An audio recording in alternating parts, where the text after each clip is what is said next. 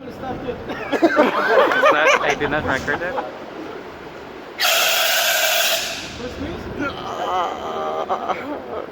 So mga po, welcome back to my channel, Don GB channel pala. Kung hindi nyo pa na subscribe. So mga po, tuto tayo ng pork adobo sa asin. Ito, naluktok yung mukha natin. Yung ilalagay natin. Ito, sili, garlic and onion. Gumamit tayo ng Thai chili at saka dahon ng paminta. Tapos gagamit tayo ng yung buong paminta mga asin. So ito na yung pork pala ko bro. Ito ko ito sa asin mga bro.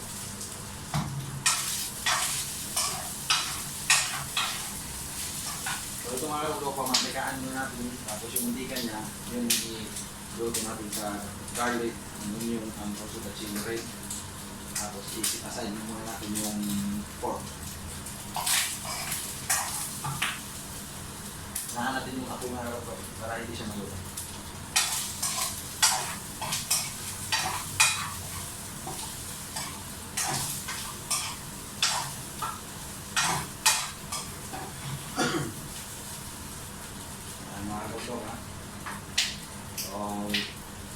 Ito siguro matagal-tagal itong maluto mga bro kasi sariling mantika yung nilulutuin siya tapos mahina lang yung apoy para hindi siya masunog talaga.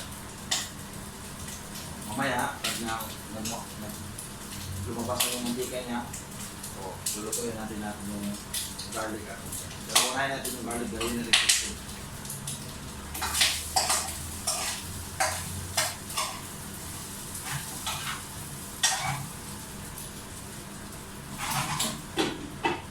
Putok-putok pa siya mga bro kasi tumuyo na siya, malabas na yung mantika niya. A few moments later. So mga karuslok, mix na natin kasi alam ko nung mantika na ito mga karuslok. Mix muna natin para sakto yung pantay yung luto niya sa lahat sa karuslok. Mantika na siya mga karuslok, yung mantika na. Ang init ng mantika mga karuslok, ang init na rin.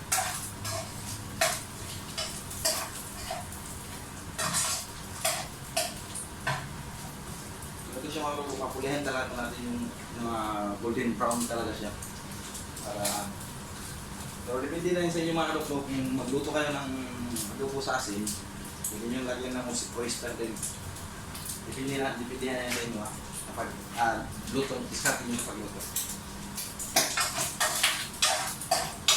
Ako mamaya, kung gusto kong lalagyan ng oyster ko, lalagyan ko.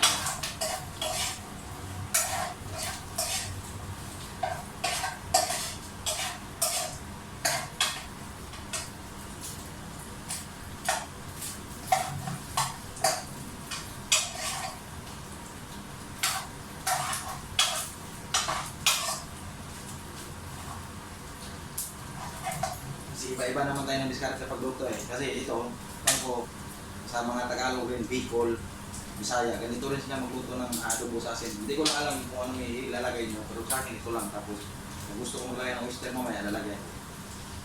Kasi yun, napamastiga ko pa mga kaso lang.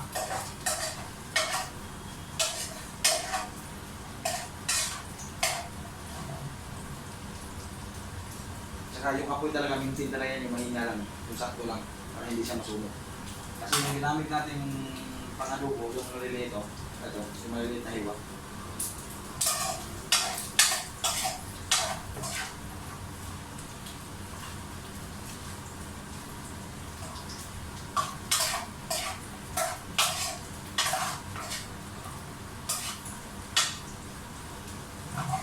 Kasi kung hindi mo tayo may mix mga kaluktok, masusunog yung iba kasi yung iba hindi siya parehang na pagkat.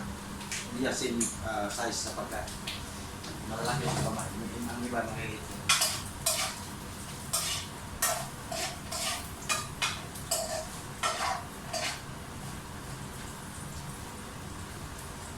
Kaya nito mga kalukok, malalaki, di ba? Yung iba, maliliit.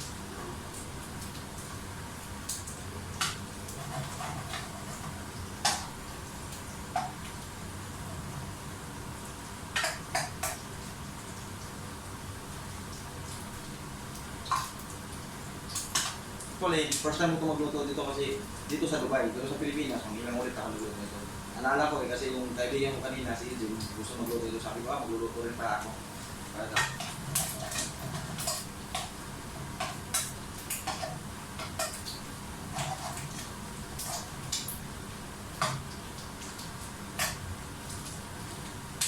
Ito na siya mga kablo. Hintayin na natin, nagdadamin yung mantika para lagyan natin yung bawang. So, mga luglok, madami ng mantika siya mga luglok. Ito. Yan, mantika niya mga luglok. Ito ba? Ilalagay natin yung bawang. Patusti din natin. Patusti. Ito siya mga luglok.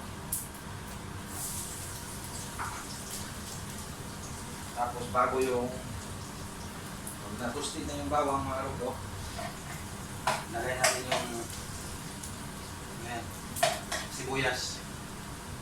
Kaya ginawa ko siya maliit na hiwa sa garlic para madali ma-roasted mga araw.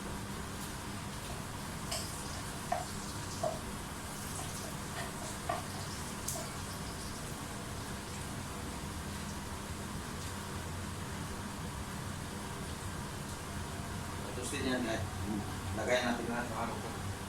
Okay na yan.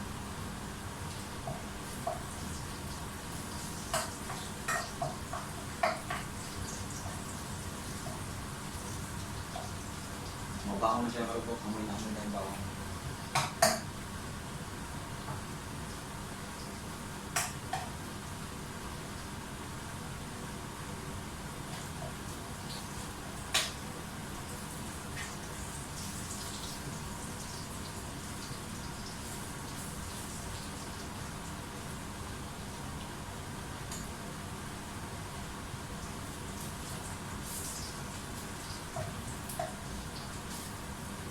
Mga karupok, ganito.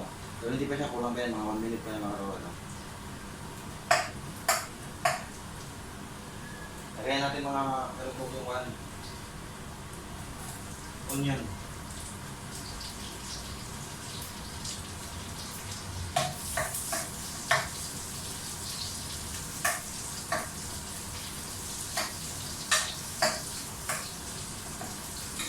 Tapos yung leaves. Bangka. Nalagyan na nito mga karupok. Nalubitsukan na ito.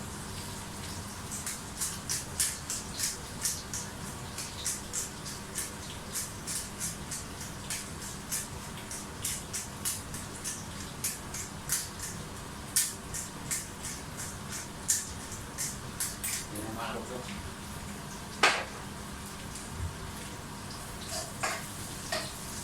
So, i-mix natin siya mga karupok. Mix natin na. Okay na siya.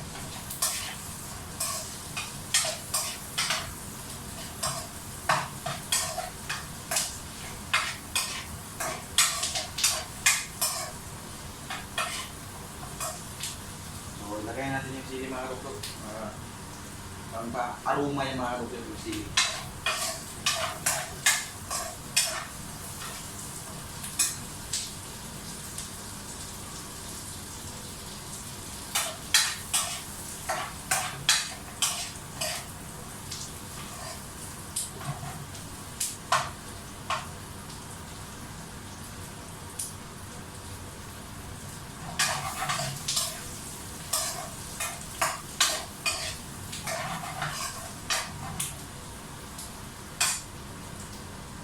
Bakasan natin bago kasi nakuha natin para madali siya magluto. Tapos lagyan natin yung mga karupok. Siyempre kung wala to, hindi talaga complete ang ipagluluto natin.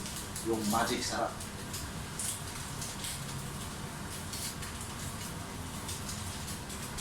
Hindi natin ubusin mga karupok kasi lagyan natin asin pa eh. Baka aalat ng alat. So lagyan natin ang asin mga karupok.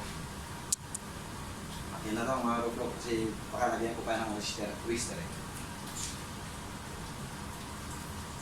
Mabugasan muna natin yung sandok mga karupok. Nakamadami na yung asin.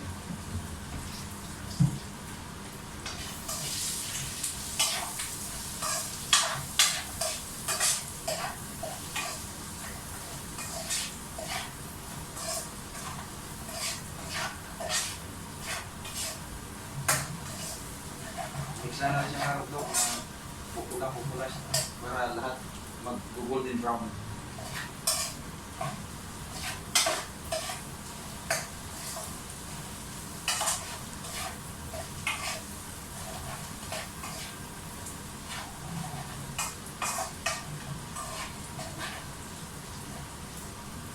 Tikman natin sa mga tulog.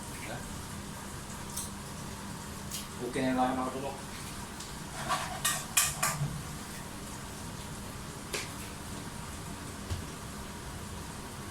Abot lagyan natin ng suka kunti.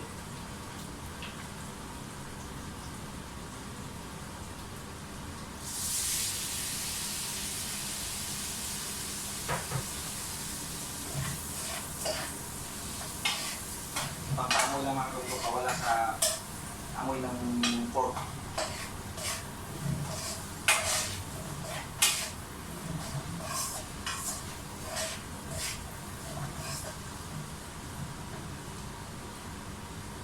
Tikman ulit mga kabrok.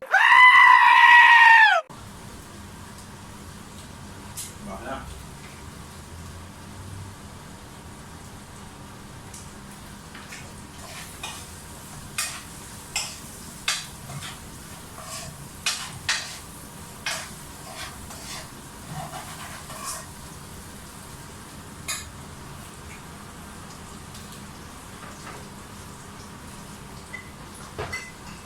Tapos lagyan natin ng roaster. Kunti lang mga kabrok para hindi naalat.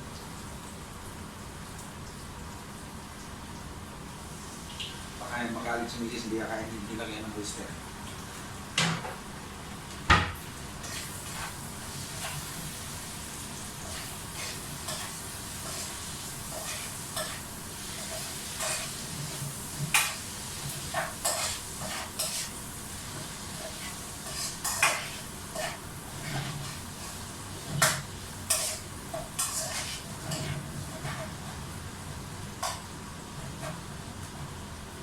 So, mga kadokdok, luto na siya mga kadokdok. So, mga kadokdok, salamat po lang mga kadokdok na nasuportan nyo. Hindi kayo bumito sa akin kahit na hinto tayo ng almost 2 years sa pag-vlog natin, pero nandiyan pa rin kayo. So mga kadokdok, salamat. At saka kung hindi pa kayo nakapalo, please subscribe and like and share mga kadokdok. Thank you.